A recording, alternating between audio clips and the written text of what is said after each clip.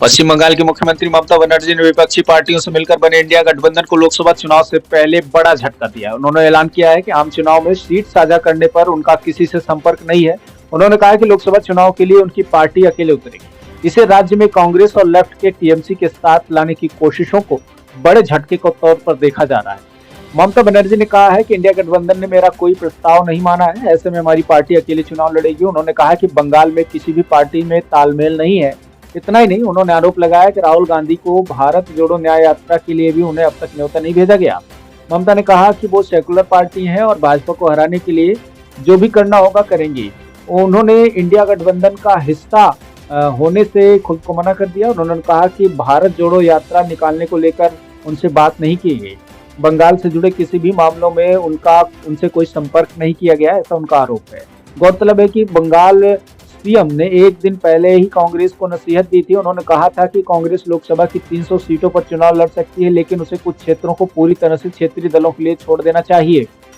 कांग्रेस अपनी मनमानी पर अड़ी रही और उन्होंने कहा कि कोई भी भाजपा का उतना सीधा मुकाबला नहीं करता जितना वो करती हैं। उन्होंने साफ तौर पर कहा था कि कोई भी भाजपा का उतना सीधा मुकाबला नहीं कर पाएगा। अगर इंडिया गठबंधन की पार्टियां उनका साथ नहीं देती हैं तो टीएमसी सभी 42 लोकसभा सीटों पर अकेले चुनाव लड़ने के लिए तैयार है। ममता बनर्जी ने यहाँ तक कह दिया कि गठबंधन की बैठक में वो जब भी शामिल होती हैं तो वो पाती हैं कि माकपा विपक्षी एजेंडे को नियंत्रित करने का प्रयास कर रही है। ये उन्हें स्वीकार नहीं है और उनसे सहमत नहीं है।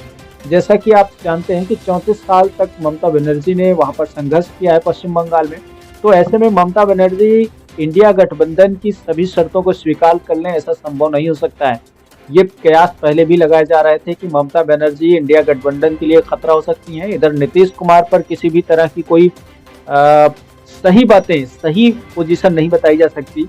और दूसरी बात जो है, उत्तर प्रदेश में अखिलेश यादव के साथ भी ऐसा ही हो रहा है, क्योंकि हर स्टेट के अलग अलग जो सीनियर लीडर्स हैं, जो बड़े चेहरे हैं, उन सब में एक बात ये कॉमन है कि वो सभी लोग अपने आप को सीनियर लीडर मानते हैं। तो ऐसे में सबसे बड़ा सवाल यही होगा कि क्या जो इंडिया गठबंधन है उसको लीड करने के लिए किसी एक व्यक्ति पर सहमति बन पाएगी क्या। पिछले दिनों जैसा कि प्रधानमंत्री पद के उम्मीदवार के तौर पर जब कांग्रेस के राष्ट्रीय अध्यक्ष खड़गे को प्रोजेक्ट किया गया तो इसको भी लेकर के बहुत सारे लोगों के चेहरे उतर गए थे। नीतीश कुमार उनमें से सबसे पहले थे। तो इस तरह से अगर देखा जाए तो भारतीय जनता पार्टी को हराने के लिए बनाए गए इंडिया गठबंधन में किसी तरह की कोई जान दिखाई नहीं दे रही है।